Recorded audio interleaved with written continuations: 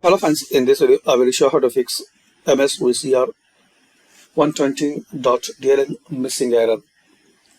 So firstly guys, you have to open this link I will give in description. Now here click on this download button. Here guys you will see some files.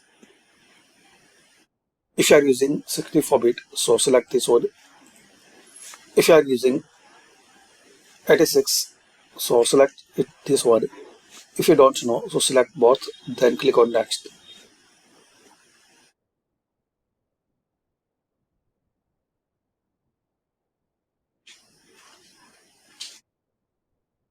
After download, double click on it, then click on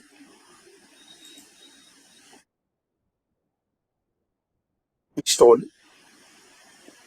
You will see setup successful. Close it and restart your system. So thanks for watching. Please share, like and subscribe this channel.